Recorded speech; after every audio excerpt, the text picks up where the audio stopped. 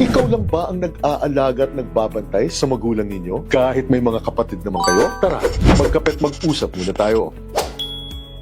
Dahil ito po ang sinasabi ng ating batas pagdating sa mga sitwasyong ganito. Una, maliwanag po ang ating family code na kapag kayo ang personal na nag-aalaga sa magulang ninyo, either dahil nakatira po sila sa inyo o kayo po ang nakatira sa pamamahay ng magulang ninyo, tinatrato na rin po ng batas bilang paraan ng pagsusuporta ito. Kahit sa ibang kapatid po nanggagaling ang perang panggastos para sa magulang ninyo. Binibigyan po kasi ng opsyon ng batas ang mga anak kung magsusuporta pa sila sa magulang sa pamamagitan ng pagbibigay ng pera o sa pagpapatira sa kanila sa pamamahay nila. Subalit pangalawa, para magawa po ninyo ng legal ito, dalawang bagay po ang kinakailangang mangyari dito. Dapat nagkakasundo po kayo magkakapatid na kayo ang nakatoka na mag-aalaga sa magulang ninyo at sila naman po magsusuporta sa pamamagitan ng pagbibigay ng perang panggastos para dito. At dapat po pumapayag rin sa usapang ito ang sariling pamilya ninyo kung mayroon man po kayo. Kasama po kasi sa obligasyon sa pag-aalaga ng magulang ang siguraduhing sapat,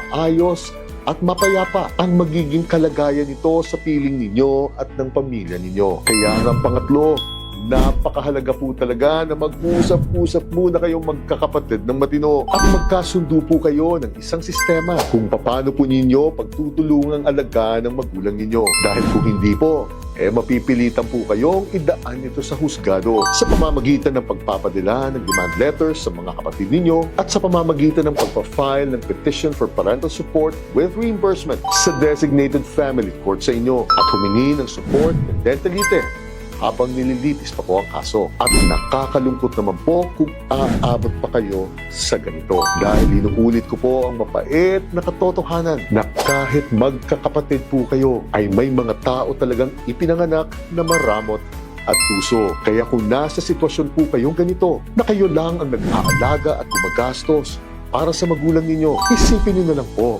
na isang karangalan at isang good karma ito. Gene.